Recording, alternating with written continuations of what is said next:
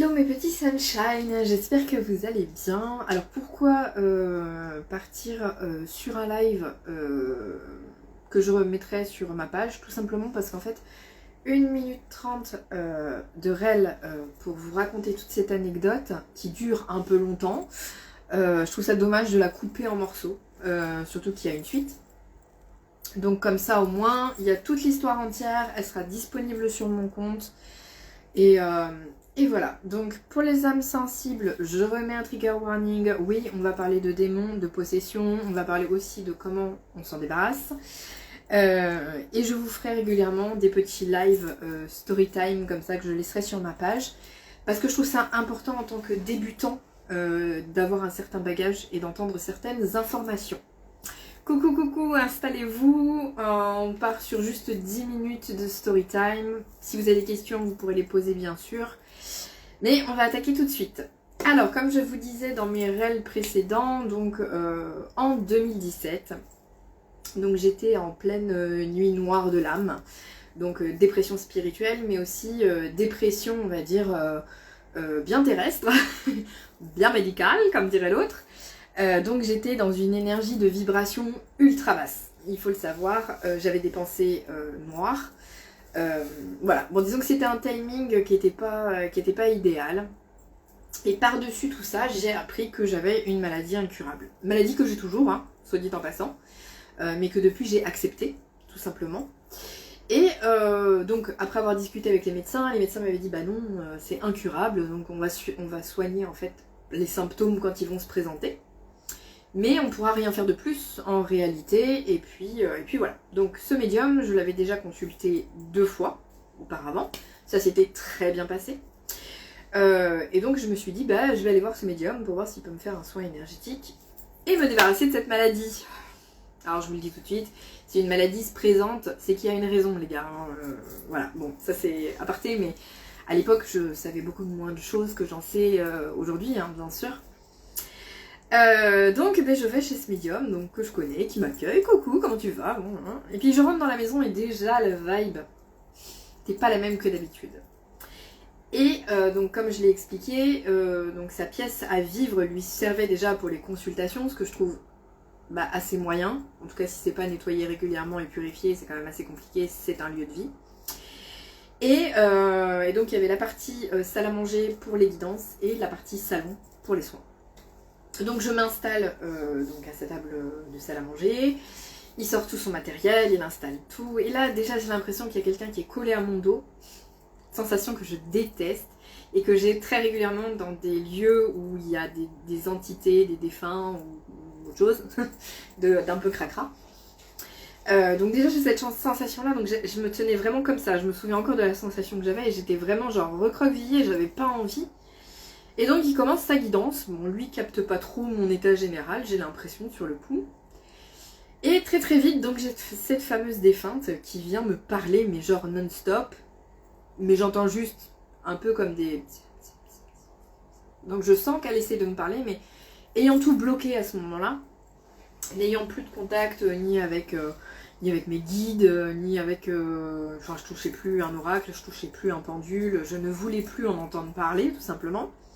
Et bien je ne capte rien, donc et puis j'étais en mode non mais c'est bon, laisse-moi tranquille, je ne t'écoute pas et je ne veux pas t'écouter, donc voilà.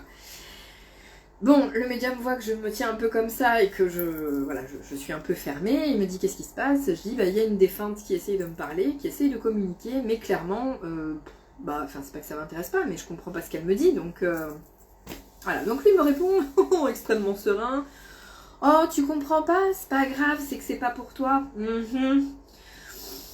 Non, je pense que vraiment, avec le recul, à l'heure actuelle, j'aurais tendance à dire que cette personne essayait de me prévenir de ce qui allait se passer, ou en tout cas qu'il y avait un truc daubé dans la maison, hein, et qu'il fallait que je me casse en courant. Mais je l'ai bien sûr pas entendu. Coucou Aude. Donc, il termine la guidance tant bien que mal. Bon voilà, moi pas très concentrée, hein, on va pas se mytho, je serais incapable de vous raconter ce qu'il m'a raconté ce jour-là. Parce que j'étais concentrée sur ce qui se passait à côté, tout simplement. Et donc il me dit, bah viens, allez, maintenant on va faire le soin. Non, super, donc on se dirige tranquillement vers le salon, et là, Alors je me souviens très très bien de comment ce salon était foutu. Bonjour Gwendoline. Il y avait deux canapés, deux très grands canapés face à face, ça faisait comme un espèce de couloir, j'ai presque envie de dire un espèce de couloir énergétique. Et je m'avance et environ au milieu de la pièce, enfin en tout cas au milieu de la zone, je commence à ressentir que ma respiration se saccade, vraiment genre... Et je comprenais pas sur le coup parce que c'était vraiment que la respiration. Et là d'un coup je me suis sentie très en colère. Mais genre, c'était même plus d'ailleurs de la colère, c'était de la haine. Et j'étais en train de me dire mais c'est bizarre parce que je la ressens, mais je sais que c'est pas à moi. C'est un truc, c'est une vraie dualité. Hein. Vous êtes là, vous êtes parfaitement zen. Enfin, bon, mis à part l'épisode avec la défunte 30 secondes avant, je me suis pas sentie en danger. Et là, je sens ce truc, et vraiment, genre, j'étais apeurée parce que je ne contrôlais plus rien. Et le médium me voit, donc il m'attrape par le bras et il me tire un petit peu en arrière, et ça se calme. Et je me dis, ouais, non, il y a vraiment un truc dans cette zone-là, quoi. C'est vraiment chelou. Et il me dit, bah, qu'est-ce qui t'arrive? Je dis, bah, écoute, je sais pas, j'ai senti qu'il y avait quelque chose dans la pièce d'extrêmement négatif. Mais ça vient vraiment de cette zone-là du salon. J'ai pas du tout ressenti ça dans la salle à manger. Il y avait quelque chose que je captais de dérangeant, mais sans plus, quoi. Et il me dit, alors j'aime pas du tout les gens qui me font, ouais, je vois. Non, tu vois pas, laisse-moi tranquille. Et il me dit, est-ce que tu serais capable de me dire où c'était dans la pièce? Et je me retourne, parce que sur le coup, j'ai vraiment capté la vibration, mais j'ai pas vraiment identifié d'où ça venait. Et d'un coup, à côté du canapé, je me souviens encore, il y avait une espèce de pot de fleurs, juste devant le pot de fleurs, en fait. Et je pointe l'endroit du doigt, je dis, c'est là. C'est sûr et certain, c'est là. Ne me demande pas comment je le sais, mais c'est là. Alors, attends, c'est plus complexe que ça, Julia. Et en fait, il m'explique que à cet endroit exact où j'ai montré, la tête d'un démon est sortie du carrelage. Et il me donne pas plus d'informations. Donc je ne sais pas en fait si l'entité est restée. Pour moi, c'est une première expérience. Je ne connais pas, on va dire, cette vibration. Je sais juste d'où elle vient, de manière très précise. Est-ce que ça a ouvert une bouche, un tunnel? Je ne sais pas. Est-ce que le truc est encore dans la maison? Voilà. Ou est-ce que le truc est reparti, mais la vibration est toujours là parce que ça n'a pas été nettoyé, quoi. Donc moi je reste avec cette info, je le regarde en mode t'es sérieux là? Genre t'es sérieux? Parce que bon, moi il m'a dit Satan, mais comment savoir si c'est exactement Satan? J'en sais rien. En tout cas la vibration était très noire, quoi. Et il me dit viens, on va faire le soin. Écoutez-moi bien, si quelqu'un un jour vous propose un soin après vous avoir donné cette information, fuyez juste, hein. Moi j'ai été teubée, je suis restée. D'ailleurs j'étais comme ça pendant le soin, j'étais pas du tout tranquille, vous pouvez bien l'imaginer.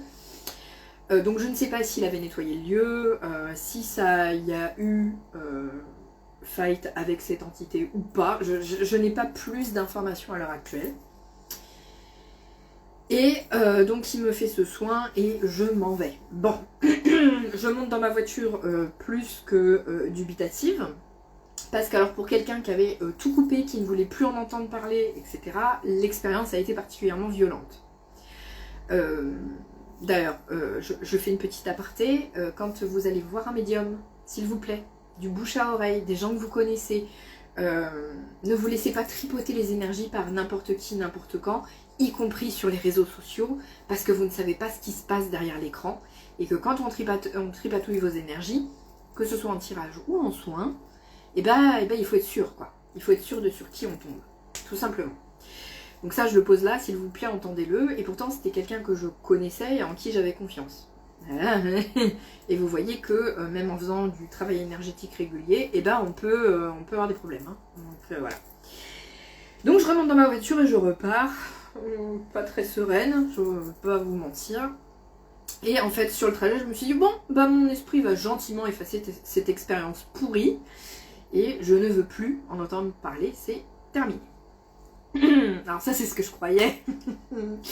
Et là a commencé à s'enchaîner un monceau mais de problèmes. Alors déjà que j'étais très très basse vibratoirement, parce que voilà, ça n'allait pas, psychologiquement, physiquement c'était compliqué aussi. Bah là, on est parti sur des cauchemars, mais des trucs, mais vous avez même pas idée. Donc le sommeil était vraiment abominable.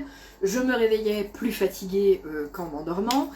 Les ennuis de santé se sont aggravés, forcément. Les symptômes ont doublé, alors que à la base j'avais été pour soulager un peu le truc. Bon, alors là, je vous raconte même pas. Tachycardie, enfin on est arrivé à des extrémités, mon médecin a failli m'hospitaliser, etc. Enfin bon, voilà. Et ça c'était juste pour mes problèmes de santé à moi. J'ai failli avoir des accidents de voiture, pas un mais plusieurs. Les ennuis financiers ont commencé à s'accumuler, des trucs super chelous. Je me disais mais d'où ça sort tout ça? Et en fait vraiment le point d'orgue, ce qui m'a le plus fait flipper, et là je me suis dit il y a vraiment un problème, on va tout de suite arrêter les conneries, c'est quand mon fils a failli s'étouffer. Il a failli s'étouffer avec un petit boudoir pour enfants, coucou Aline. Et là je me suis dit bon là ça touche à mon fils là.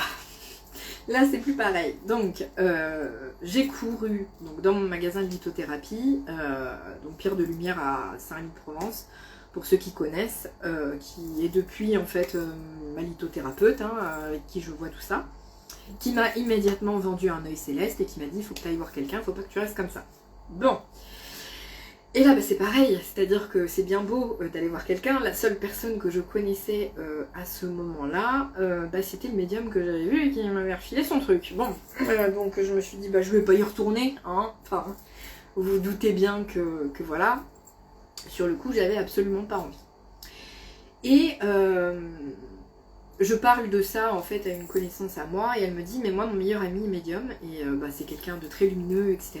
Et voilà, c'est des personnes qui sont proches de moi et donc j'ai fait confiance.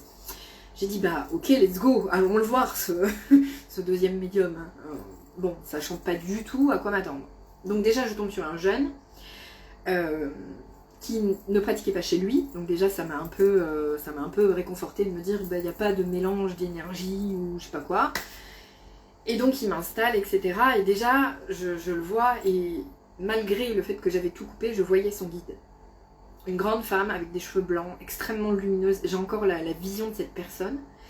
Et genre j'étais comme ça, mais j'étais genre fascinée tellement elle était lumineuse. J'étais en mode waouh, waouh, mais vraiment waouh quoi. Et il me regarde, il me dit bah je dis non mais t'as une dame à côté de toi qui est vraiment magnifique. Et il rigole et il me dit oui c'est mon guide et je suis jamais tout seul quoi. Donc déjà, ça m'a réconfortée. C'était pas du tout la même ambiance qu'avec le premier. Et donc je lui explique tout ce qui m'est arrivé et tout. Il me fait, ouais bah de toute façon, il me dit, t'as les pieds dans l'obscur déjà. Ah, sympa. Donc jusqu'au niveau des chevilles, m'a-t-il dit. Donc il me dit, à mon avis, je capte quand même que tu as des capacités et que tu dois être un peu protégé quand même si tu penses avoir tout coupé, on n'est jamais vraiment tout seul, mais il va falloir quand même extirper ce qui est accroché. Voilà. Donc il me dit, bah, dans la mesure où tu as vu mon guide et que, bah, à mon avis, tu vas voir le truc dégueulasse qui est accroché à toi, s'il te plaît, ferme ton esprit. Parce que je vais descendre, je vais aller chercher ton âme, et puis voilà, sauf que bah, j'ai quand même vu ce truc dégueulasse qui était accroché à moi, je vous passerai les détails, vous n'avez pas besoin de savoir.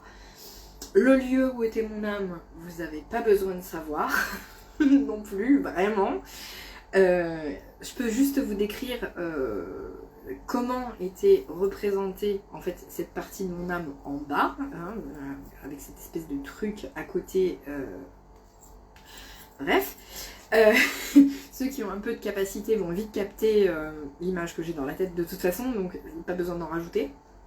En fait, c'est comme si je m'étais vue, donc la taille de mon corps, entièrement recouvert de ronces, c'est-à-dire que je ne voyais aucune partie de mon corps, j'étais juste une immense spirale de ronces. Mais vous voyez, genre les ronces, comment je pourrais vous décrire ça? Vous voyez un petit peu l'image qu'il y a dans La Belle au bois dormant, quand la méchante sorcière fait sortir toutes les ronces? C'était exactement ça. Et donc j'étais entièrement recouverte et on ne voyait que mes yeux dépasser, mais pas mes yeux comme vous pouvez les voir là, ils étaient vraiment exorbités et terrifiés. Il n'y a pas d'autre terme. Donc je vois ça en micro-flash, hein, ça dure vraiment 1 à 2 secondes. Et je la regarde, il me fait trop tard, hein. Oui trop tard, j'ai vu. Il me dit, déconnecte-toi, c'est pas la peine, j'ai pas besoin que tu sois vraiment connecté à moi pour y aller. S'en est suivi une espèce de discussion improbable entre le médium qui disait à mon âme remonte, et de temps en temps c'était ponctué de toi je te parle pas, donc je savais très bien à qui il s'adressait. Et ça a été du ne l'écoute pas, tu peux revenir, tu es totalement libre. Et ça, il faut que vous l'entendiez, c'est-à-dire que quoi que vous ayez d'accroché à vous, vous êtes les maîtres à bord.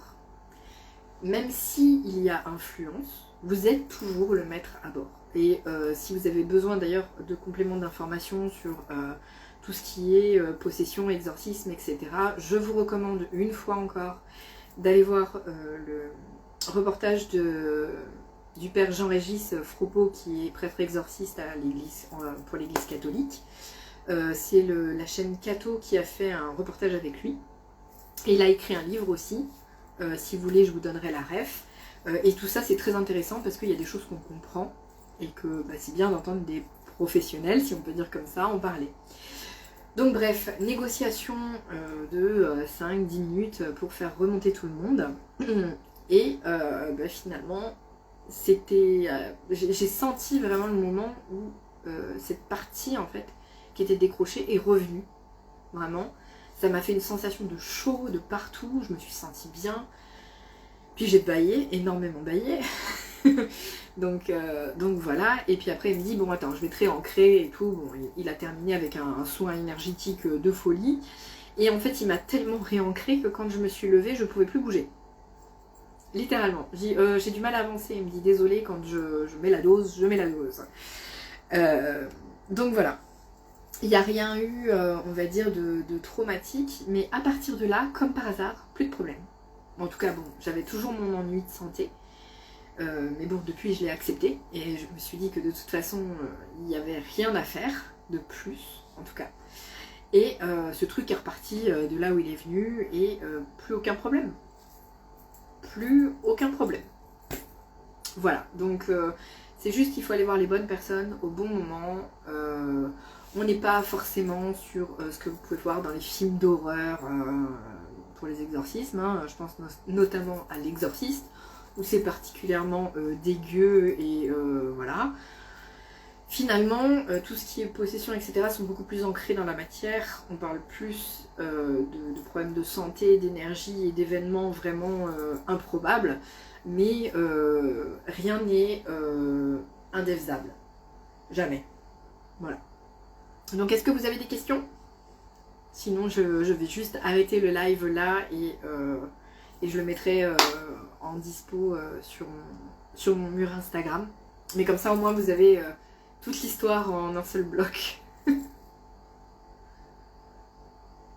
J'attends juste 2 petites minutes pour voir si vous avez des questions.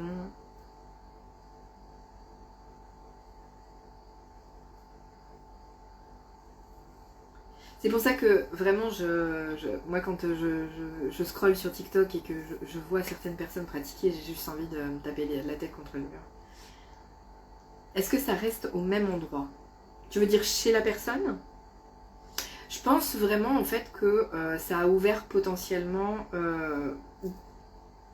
en fait j'ai senti en tout cas là où ça s'était ouvert. C'est un peu comme quand on dirait dans Buffy contre les vampires la bouche de l'enfer, tu vois. Mais la vibration était tellement forte. Donc j'ai vraiment senti en tout cas où ça s'était ouvert et où il y avait eu l'apparition. Ça s'est passé quand? Ça s'est passé en 2017. Mon fils avait 1 an. 1 an.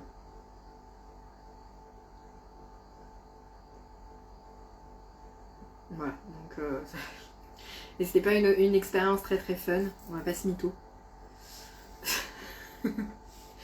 Du coup.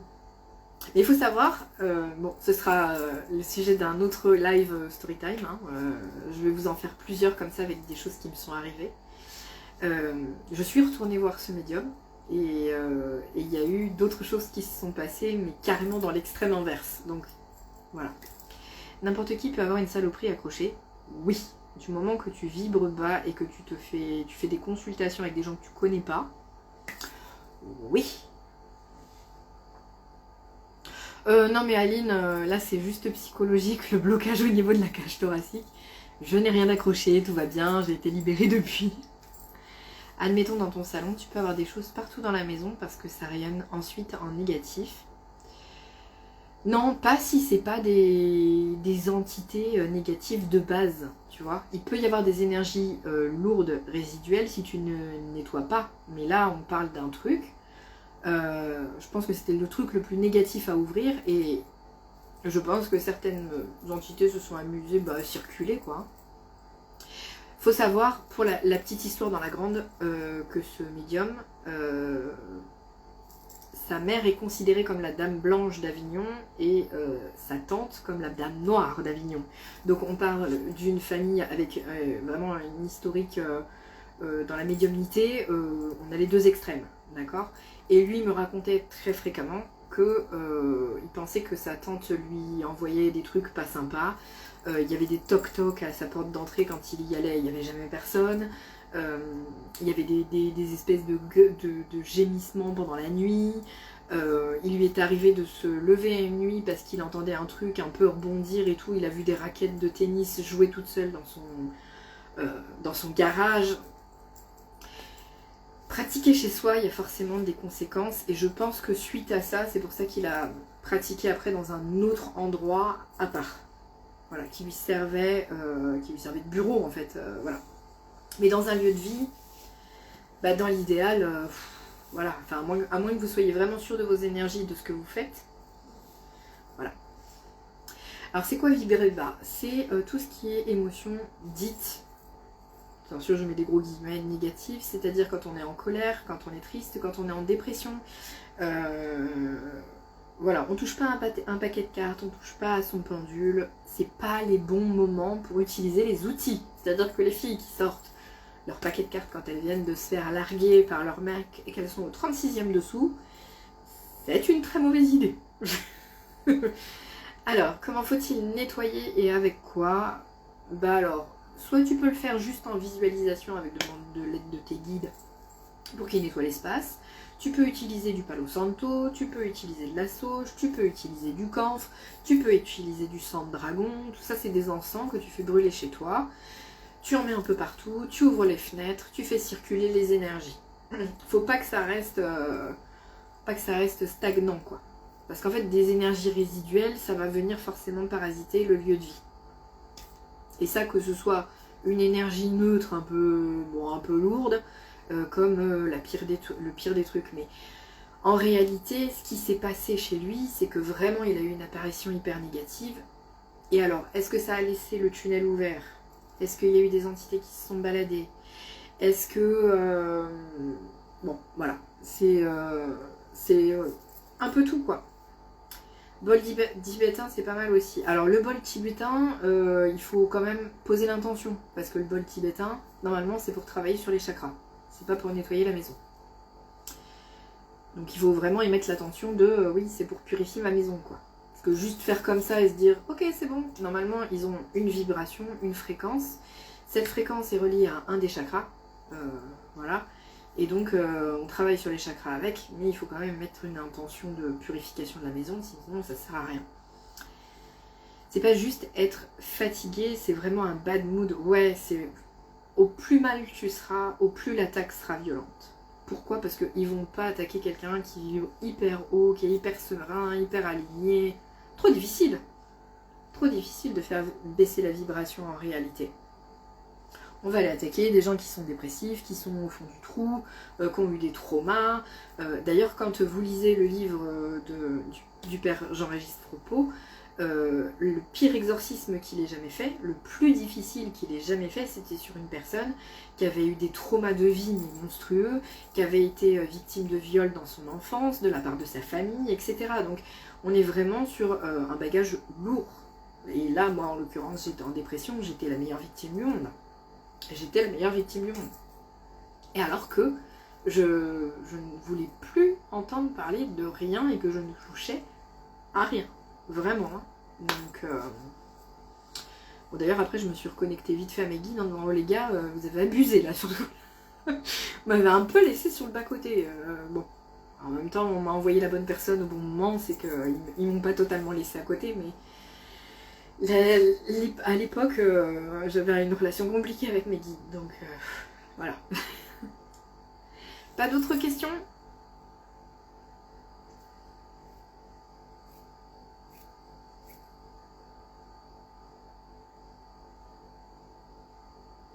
Je laisse encore 2 petites minutes.